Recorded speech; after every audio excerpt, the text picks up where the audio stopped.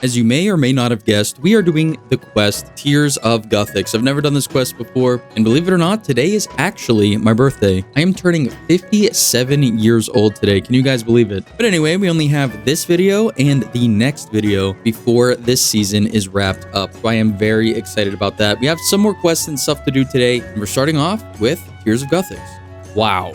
This was the fastest members quest I've ever done. This was like Hook's Assistant fast. That was the easiest quest. We got 1,000 crafting XP. Didn't bring us up any levels though. And the next quest I want to get done is In Search of the Myreque. Myreque, I'm not really sure how to say it, but yeah, this one. We have everything we need to do it, so let's go get it done. Oh my god, I can't believe I found my own safe spot. Usually with the quest helper, it highlights a safe spot that you can use. I found this one all on my own. Can you guys believe it? I'm actually growing as a player. Actually kind of nice to see. Looks like we got another quiz random event here. We might as well get it done because we are still on the hunt for the stale baguette. It's the only thing we have left to green log the random event collection logs, but chances are we're not going to get it here, but it's worth a shot. So here we go. Let's take the mystery box and let's open the mystery box, and we got a mithril scimitar. That is not the best. And all right, this quest was pretty quick as well. We're just flying through quests today. And In Search of the Myreque has been completed, giving us access to the hollows as well as 600 XP and a bunch of stats. But up next, since we're already in this area, we are going to get done the Shades of Mort'ton. Came out in 2004, 21 years ago. All right, I'm not going to lie to you guys. I genuinely have no idea what I'm doing right now. Told me to hop to World 377, which apparently is the world for doing this mini game. I'm not even sure what mini game this is, to be honest with you guys. But what I do know is I am getting some crafting XP, which is nice. It's not a lot, but it's better than nothing, I guess. I just have no clue what's going on. I don't know why we're repairing this. I don't know why everyone is here doing this. I don't know even what the rewards are, but I guess we're going to be here until this is completed. Yeah, I truly have no idea what I'm doing right now. I'm just following the guide at this point. Oh, all right. I guess that's the end of the quest. I'm not sure what minigame this was. I think this is the one that you can get that coffin on your back. I'm not 100% sure. The one that Swampletics had on his back. But yeah, I mean, I guess Shades of Mort'ton has been completed. Too bad this dude opened the door and ruined my completion screen. I don't even remember what I got. We did get 25 herb lore, which is nice. We can now clean Ranar weeds. So let me get out of here real quick. All right, now that we're presumably safe, besides from this guy coming to get me, we'll hide behind this fungus here. And these people attack me too, I guess. Great, let's go on the bridge. Oh, we're here at Barrows? I have never been here except for on a private server way back in the day. That's kind of interesting. But anyway, as I've been trying to say for the last like 30 seconds, and I keep okay, I'm going to say this quick before I get interrupted for like the 90th time. The next quest we are going to be doing is In Aid of the Myreque. I've never done any of the Mauritania quests before on any other account besides the ones that we've already done on this account. But it is kind of cool to be knocking some of these out. Oh, the name of the mini game is also Shades of Mort'ton. That's embarrassing. This is genuinely wild looking. When I was a kid playing this game, I saw someone walking around with that gather hammer, and I thought it was so cool. It reminded me of a granite maul, but I thought it was like a trimmed or like gilded granite maul, which is kind of embarrassing looking back at it. But I always wondered where it was from, and I guess it's from this quest. And there it is. We were gifted the gather hammer. Unfortunately, we don't carry it on our shoulder like the NPC did, but this is pretty cool. I'm pretty sure this is a very terrible weapon though.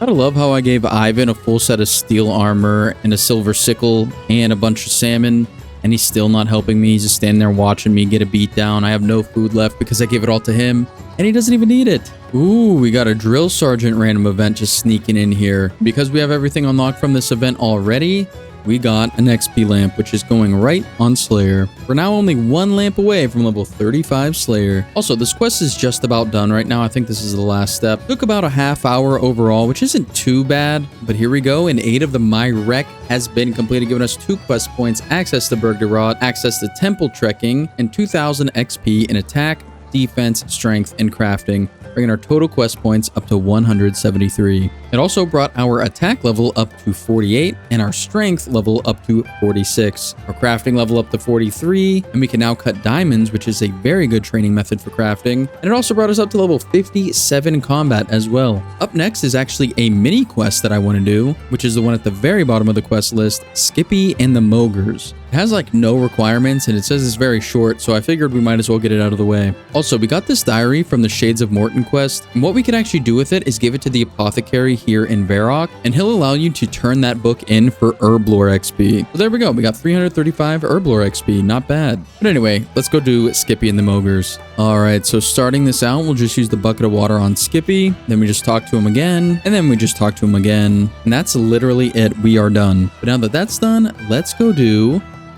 Stronghold. I never knew how to say this guy's name. I think it's Denulf? Only at DuluthTrading.com.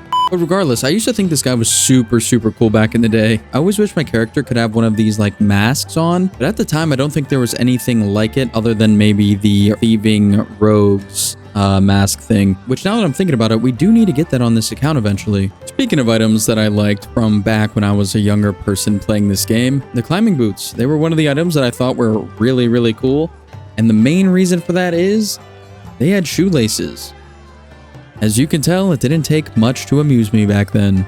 Alright, Troll Stronghold has been completed. That was pretty easy, pretty enjoyable. I haven't done any troll quests other than Death Plateau before, but what's cool about this quest is that it allows me to now be able to craft law runes. I've never been able to craft law runes since my entire existence playing this game since 2006, and it really sucked not being able to craft them at Guardians of the Rift on my Skiller account. So whenever we go there on this account, I'm so excited that I could finally make some law runes. And of course, since we're here doing the troll quests, we might as well get done Troll Romance. This one's supposedly short too, but I guess we'll see. Oh yeah. You know, they said this quest was short, but so far it's been 41 minutes since I started it, and it's all because of all the running you have to do. Back to Birthorpe, and then back to the troll thing. You gotta run through all of this stuff again. Unless I'm missing something and there's a faster way to get to Troll Stronghold than running this whole long thing every single time. But man, there is a lot of running in this quest. On the bright side though, I was able to make a sled, which is kind of cool. And I picked an extra set of the Trollweiss flowers because they actually go with my outfit really nicely. Probably never going to wear them though, but it is kind of cool to have. And there we go, 43 minutes later, and Troll Romance has been completed, giving us 2 quest points, 8,000 agility XP. My agility level wasn't so high, that would be very helpful, as well as 4,000 strength XP and 7 uncut gems. I wonder if it's random every time. Since all the quests I did this episode were fairly short, besides this one really, even though it was supposed to be, I think I'm going to do some longer ones that I am really kind of dreading, to be honest, just because I know I'm going to need to get them done eventually. So the next 3 quests that we're going to do are all considered long, and we're going to be starting out with the first quest that I never did before, which is Darkness of Hallowvale. I'm not sure how long these quests really are. It says that this is an experienced quest, but I do have everything needed to do it, so I think we should be good. Would you look at that? While editing my last clip, we managed to get the frog random event once again. Because we have the rewards, we always get an experience lamp. But it gives you the frog token first. You just got to turn it in at Varrock in order to get the experience lamp. And since we don't need to be here anymore, you might as well go turn it in now. So yeah, if you guys didn't know this, if you have frog tokens just chilling in your bank, you can talk to Thessalia in Varrock, and she will give you... Can I have my scythe back? What scythe? Oh, weird, random. Okay.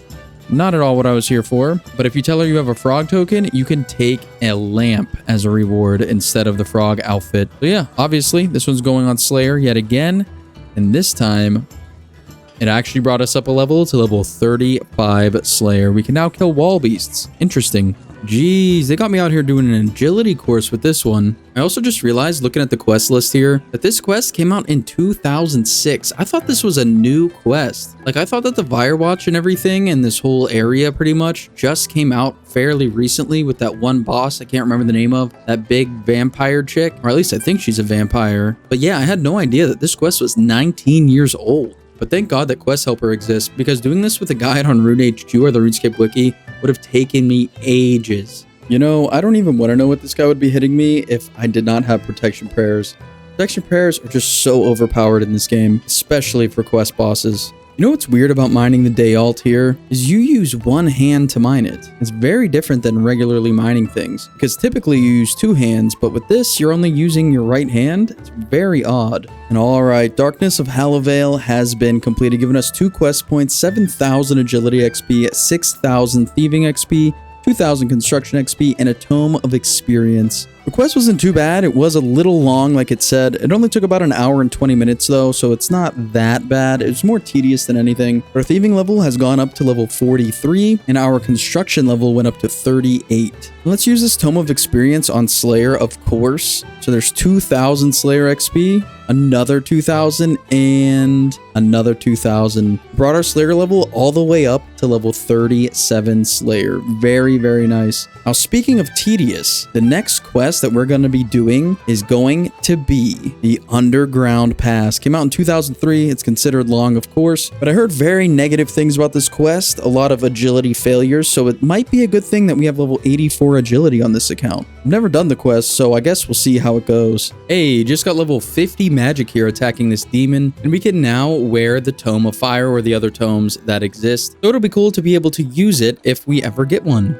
Alright, I'm going to be honest, this quest was not bad at all. I don't know if it's because of my high agility level, but I didn't have an issue with it whatsoever. But anyway, here we go. We have completed the Underground Pass, giving us 5 quest points and 3,000 agility and attack XP. We also got the Iban Staff, which I put in the bank before I came here, and we can now use Iban Blast. And the quest that we are going to do next is started right here, which is Regicide. I remember this quest all the way back in like 2007 or 2008 because I wanted to use the Dragon Halberd to kill the Tazar people down in Karamja. And I realized after I bought it that I couldn't use it unless I completed Regicide, and there was no chance back then I was going to get this far on an account. So it's going to be cool to get this quest done. It's considered a long quest as well, but I can't imagine it's as tedious as Darkness of Hallowvale or the Underground Pass. I have a question for you guys. Is this the worst pendant in the game? Look at these stats. -10 in all attack bonuses and -3 in all defense bonuses. You know, I might be the only person in the planet that is actually enjoying this quest right now.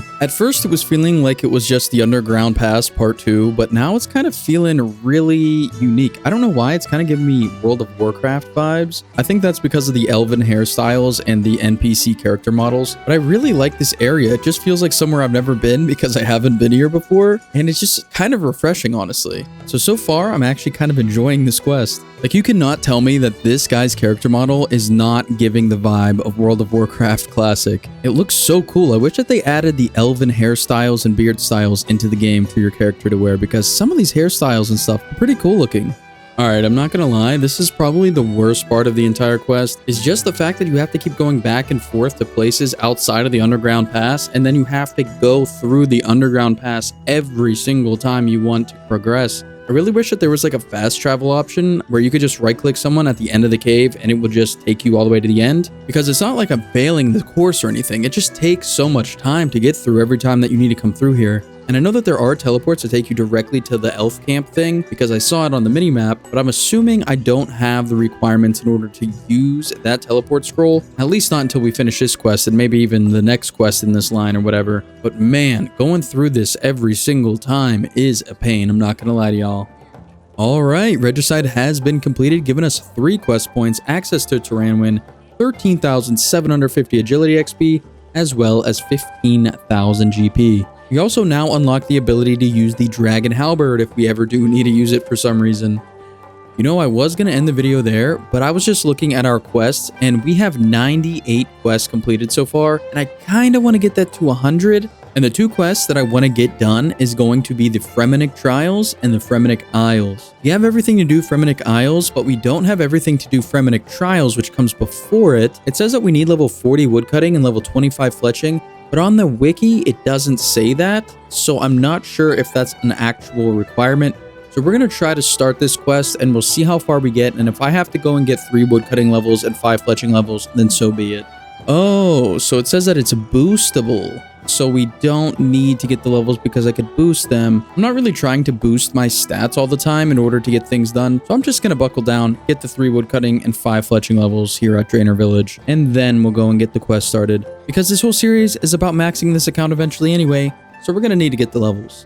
All right, there we go. Level 40 woodcutting. I just decided to do it like Iron Man and just do my own stuff here instead of buying things from the Grand Exchange. But 40 woodcutting, and at the same time, boom, level 25 fletching. We can now make oak longbows. Oh, looks like we stumbled upon a drop party. Guess I'll join, see if I can get anything.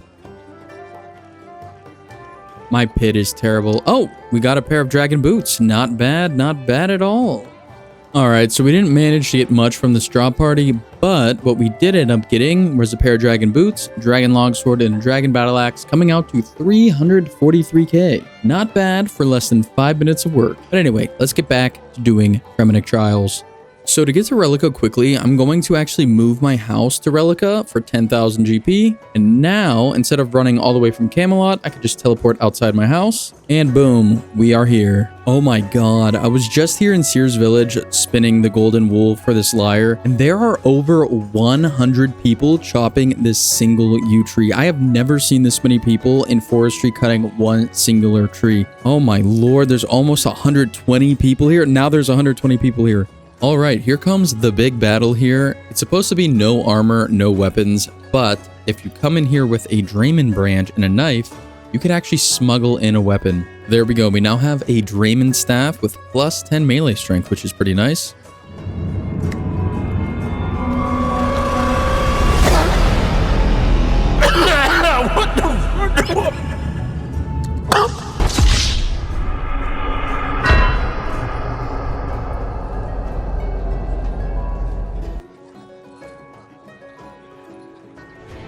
And okay, Fremmenik Trials has been completed, giving us 3 quest points and 2,800 XP in strength, defense, attack, hit points, fishing, thieving, agility, crafting, fletching, and woodcutting. Absolutely beautiful. This quest was not that bad. It kind of reminded me of Recruitment Drive, where it feels like a bunch of little quests in one bigger quest, but it wasn't bad whatsoever. We brought our strength level up to 47, defense up to 44, hit points up to 42, thieving up to 44 as well, fletching up to 27, and our combat up to 58. There was a lot of level ups here. And since we're already here, we might as well do the Fremmenik Isles. Oh, so this is where you get the Jester outfit. I used to see people wearing this a long time ago, and it was like peak fashionscape to me. I used to think it was super cool. I had no idea it was from this quest. Honestly, I'm surprised that they didn't make emote overrides for this, because whenever you do the jig emote in this little cutscene thing, it's actually kind of cool. And I'm surprised that they didn't make it like an override for when you're wearing the full set in the regular game. Oh my god, are you serious right now? Oh, that was a lot more difficult than I was actually expecting. Okay. Well, I mean, at least it keeps your progress, I think. I guess we'll find out in a second here. It told me that I need to protect from magic the entire fight, but it seems like he's mainly just throwing ranged attacks. I've only got barraged literally once, so I'm not really sure why we're praying magic here. But hey, I mean, I already poisoned him with the poisoned rune spear, so that was very helpful as well. And aside from having to restock all of my stuff and run all the way back here from Lumbridge, this quest was pretty enjoyable.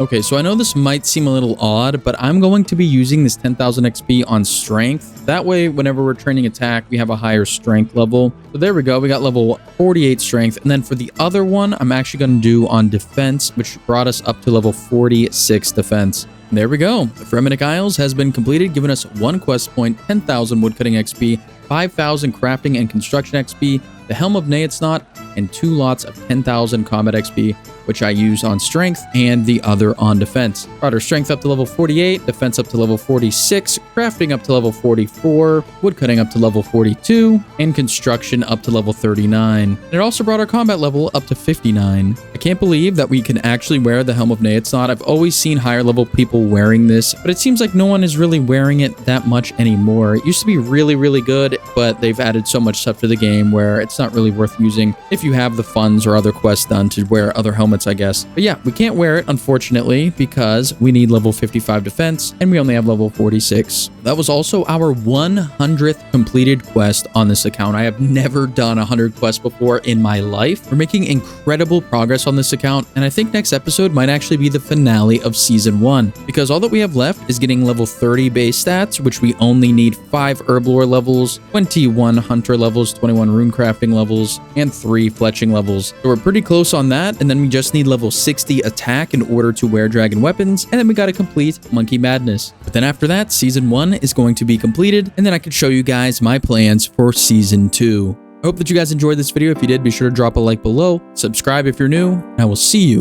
in the next one.